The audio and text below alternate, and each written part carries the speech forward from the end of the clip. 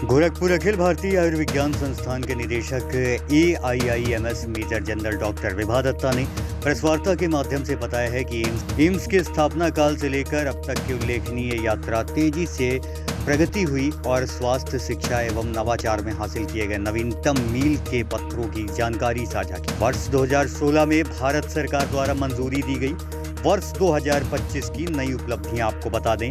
पीला बुखार टीकाकरण केंद्र मार्च 2025 से शुरुआत हुआ। पूर्वी उत्तर प्रदेश का एकमात्र केंद्र। डेंटल एक्सरे OPG इकाई मई 2025 से शुरू हुई। रेडियोथेरेपी विभाग मई 2025 से 3 महीने में 95 मरीजों का इलाज हुआ।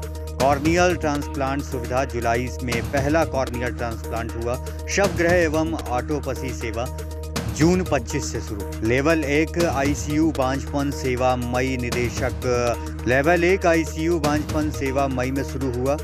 निदेशक द्वारा मरीज हितैषी फैसले नाइट शेल्टर शुल्क 75 से घटाकर 30 रुपए किया गया। OPD रजिस्ट्रेशन शुल्क पूर्णतः समाप्त कर दिया गया। OPD टिकट की वैधता 3 महीने से बढ़ाकर 6 महीने तक कर दी गई, वह भी सिर्फ 10 रुपए में। उत्कृष्टता के प्रति प्रतिबद्धता दिखाई दी।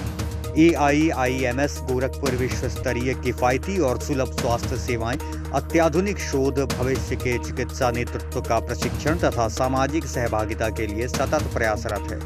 संस्थान का उद्देश्य पूर्वी उत्तर प्रदेश सहित पड़ोसी राज्यों और नेपाल के रोगियों को लाभान्वित करते हुए स्वास्थ्य सेवाओं की खाई को पाटना है। हमारा मूल मंत्र है सेवा, विज्ञान और मानवता। इसका उद्देश्य ये था कि हम आपस में जो बोलना चाहते हैं वो बोलें, और कुछ उपलब्धियां जो हमने करी हैं वो बोलें, और कुछ जो आप समाचार पत्रों में लिख देते हैं जो कि पूरी तरीके से गलत होता है, पूरी तरीके से सही नहीं होता है, तो वो मेरे को थोड़ा सा आप लोगों को समझाना था, क्योंकि आपके समाचार पत्र के द्वारा इस संस्थान की प्रतिष्ठा या तो बढ़ती है या फिर घटती है। मैम, एम्स को लेकर के जिस तरह से लगातार जो है कि कार्य किए जा रहे हैं, क्या ऐसा इस बार जो है कि आपने 6 वर्षों में तीसरी बार प्रेस कॉन्फ्रेंस भी रखी है, तो क्या मेन उद्देश्य है और इसको लेकर किस प्रकार से आप काम करेंगे इसको लेकर के? एम्स को हम ज्यादातर तो यही हमारी तरफ से है, मेरे 2 एजेंडा हैं, पेशेंट केयर और स्टूडेंट्स का वेलफेयर। जो यहाँ से डॉक्टर निकले वो बढ़िया डॉक्टर निकले, और जो पेशेंट्स यहाँ पे आए उनकी पूरी तरीके से हम सेवा कर पाए और यहाँ से वो ठीक होकर जाएं। लेकिन इतने मरीज हमारे पास बढ़ गए हैं और हमारा स्टाफ वैसे ही कम है, तो बहुत मुश्किल हो जाता है सबको हैंडल करना। तो हो सकता है कि हम पूरी तरीके से मरीजों को, हम सबको ठीक से अच्छे से नहीं देख पाते हैं, तो कोशिश यही रहती है कि हम सब डॉक्टर जितने भी हैं यहाँ पर, हम मरीजों को बढ़िया इलाज दें। अभी मैम देखा जाए तो लगातार जो है कि नीट के थ्रू जो एडमिशन हो रहा है एम्स में, वो 700 से नीचे रैंक वालों को हो रहा था। इसको लेकर किस प्रकार से एम्स आगे तरक्की कर रहा है? इस साल जो UG नीट का जो रिजल्ट आया है उसके हिसाब से जो UR सीट्स में जो है, जो कैंडिडेट्स यहाँ पर आ रहे हैं एम्स गोरखपुर में, उनका रैंक 721 से शुरू हो रहा है और 2091 तक जा रहा है। सिर्फ ये UR सीट्स की बात कर रही हूँ। इसके अलावा शेड्यूल कास्ट और अदर कैटेगरीज में भी स्टूडेंट्स हमारे पास आएंगे। उनका रैंक भी ये रैंकिंग कितने तक आ रही थी? लास्ट ईयर ये रैंकिंग आ रही थी 3000 तक। और आगे मैम आप क्या कदम उठाने वाली एम्स को तरक्की के लिए करते हैं? हमारा अब अगला जो एजेंडा है वो है सुपर स्पेशलिटी। हमने एडवर्टाइजमेंट दे रखे हैं, काफ़ी एप्लीकेशंस आई हैं, और हमें आशा है कि हम 3-4 सुपर स्पेशलिटी और ऐड कर पाएंगे इधर इस अस्पताल में। मैडम, अंगदान को लेकर एक कैंपेन चलाया गया था। जी, इसको लेकर के अभी क्या मतलब यहाँ पे हो रहा है? हमने ऑर्गन डोनेशन डे जो कि 31 जुलाई को था, तो उस दिन हमने नुक्कड़ नाटक किए थे मरीजों के बीच में, और करीब 200 मरीजों में 2 मरीजों ने अपना अंगदान देने की आशा व्यक्त की, और उसको हम लोगों ने नोट कर लिया है। उसके अलावा हमने वॉकथॉन करा था ऑर्गन डोनेशन डे पे। लोगों को हमने काफ़ी हमने लेक्चर्स ऑर्गेनाइज करे थे इसके बारे में बताने के लिए कि अगर एक किसी किसी की डेथ होती है किसी की, तो उससे 6-7 लोगों को उससे लाभ हो सकता है। किसी और 6-7 लोगों को जान मिल सकती है या और उनको फ़ायदा हो सकता है। मैम अभी ओटी में बताया कि ओटी होगा तो लाइट चलेगा, ऑडिटोरियम में देखा जाएगा। जी, तो इससे क्या मतलब? इसका मतलब ये हुआ कि ये ओटी का इंटीग्रेशन हुआ है।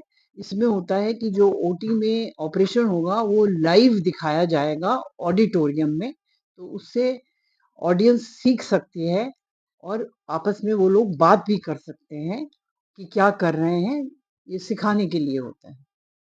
और हमारे यहाँ ये होने वाला है। अभी एक सर्जरी की एक कॉन्फ्रेंस है जिसमें लैप्रोस्कोपिक कॉन्फ्रेंस है ये, जिसमें इन्होंने किसी एक्सपर्ट को बुलाया है, वो ऑपरेट करेंगे ओटी में और उसको हम लोग यहाँ ऑडिटोरियम में दिखाएंगे, तो जो ऑडियंस है वो देखेगी उसको। मैम एम्स उत्थान के लिए आगे क्या कदम उठाने वाले हैं? एम्स के उत्थान के लिए आगे क्या और कदम उठाने वाले हैं? अ, उठाने को तो कदम बहुत सारे हैं, बहुत मुश्किलें हैं और बहुत काम है। अब धीरे-धीरे हो रहा है, हमें स्टाफ अपना इंक्रीज़ करना है, स्टाफ को अच्छी ट्रेनिंग देनी है और इसके अलावा हमें स्टूडेंट्स को भी थोड़ा उनका मनोबल बढ़ाना है। आजकल सुसाइड रेट्स बहुत हो रहे हैं स्टूडेंट्स में, उनकी तरफ भी हमें ध्यान देना है, उनका मनोबल बढ़ा के रखना है। इसके लिए हम कोशिश कर रहे हैं। मैं बताना चाहूँगी कि पहली बार हम ऑडिटोरियम में 15 अगस्त को एक मूवी दिखा रहे हैं बच्चों को, सैम बहादुर। इसी तरह हम हर इतवार उनको एक पिक्चर दिखाएंगे यहाँ पे मूवी हॉल में। ये उनके लिए थोड़ा एक रिलीफ होगा क्योंकि यहाँ के बच्चे कहीं और जा नहीं पाते हैं। इसके अलावा मरीजों के लिए भी हम सोच रहे हैं कि कैसे करें। जैसे कैंसर के मरीज हैं उनके लिए हम डे केयर शुरू करना चाहते हैं, तो इसकी तरफ अब हम कदम उठाएंगे और कोशिश करेंगे कि कुछ कर पाए। कम्युनिटी हेल्थ के लिए हम द्वारा कौन-कौन से प्रयास किए जा रहे हैं? कम्युनिटी हेल्थ के लिए हम लोग जाते हैं, यहाँ के आसपास डुमरी है, और भी जगह सेंटर्स हैं जहाँ पे ये लोग जाते हैं। वहाँ पर इनके प्रोजेक्ट्स चल रहे हैं। एक है प्रोजेक्ट मैं बताना चाहूँगी, सामर्थ्य करके है, जिसमें ये लोग एक